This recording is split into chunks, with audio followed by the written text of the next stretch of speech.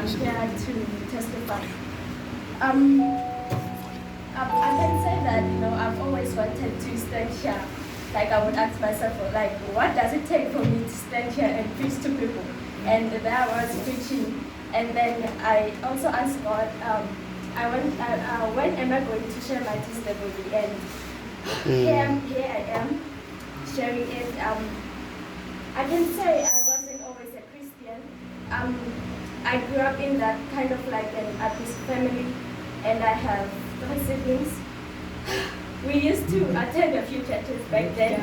I knew who God was and what Jesus did in a pretty early age. I can say that I had any doubts as a youngster. I noticed that sometimes my sisters and my brother would be involved in some kind of a conflict, and I knew something was off. At the age of 13, I was already asking me questions like, why am I here? What purpose does God have for me? And I continued to attend church, even though I didn't know what churches were more about. But I still went on. But things were still not good. At home, it seems like they were even getting worse. As I moved into my teens, my mood changed drastically, and I was exhibiting signs of a depression. Like, as I am an introvert, so it was kind of like difficult for me to talk to my mom or anyone else about what's happening in my life. And I had to deal with the depression matter on my own. And but spiritually, I can say things were good. I made profession of faith, and I would only be happy when I'm outside the house. And I've always played sports, but that also meant that I spent more time at home around my mom. And the conflict would sometimes get worse, and I would really spiral deeper with depression. There was even a point I even wanted to kill myself. And I even wanted to stay with my dad wherever he is. So at school, my mom took me to a psychiatrist at my school. That's when my mom found out that I have been taking money, more like of stealing money, and I was trying to please my friends. And my mom, yes, was shocked by finding out, but I felt like I was letting my friends down more than my mom, because at that time I didn't know what my mom meant to me.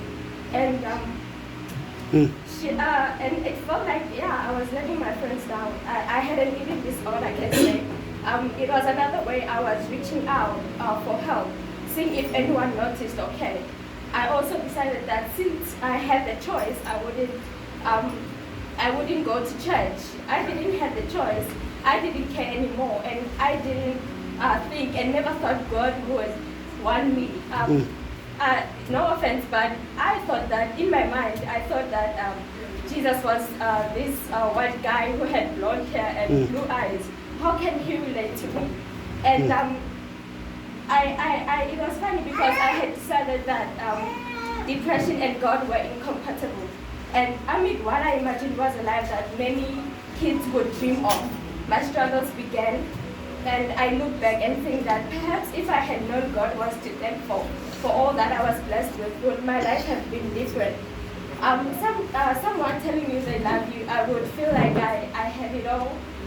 But in reality, I was losing touch with who I was and letting destructive things penetrate my life. I was lost and didn't know who I really was. My grades would sometimes be drastically affected. It began to affect me, and problems would get worse. Experiencing the almost rape situation and some things on the side, I wouldn't say. My mom always fighting with me, not knowing my problems. I would start to lose it, and vent my frustrations to my siblings. And at home they would say, "You are and I would say, "How they don't know what's happening in my life."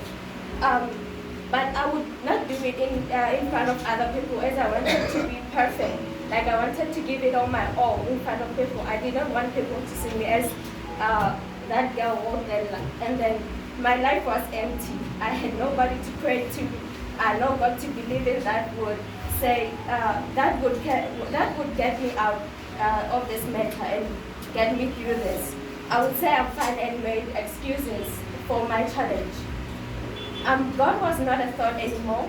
I knew I needed help and felt that help calling loudly from God, with no other people to turn, and never realized that there were people who cared and loved me. Through prayer and scripture reading, I began to let God in, step by step. Going to church again, this church, this is where actually I could say my life began here. It began to change.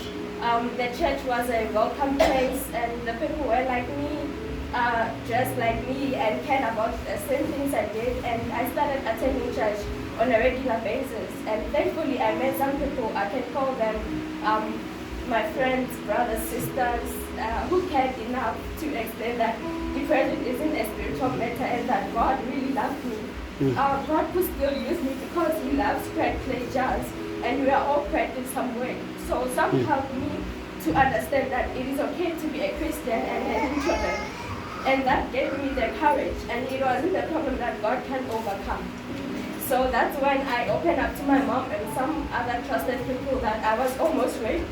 And that was the reason behind my depression like that situation and me not having anyone to talk to and to cry to. I would write letters just to vent my frustrations and write what I feel, and it helped a lot.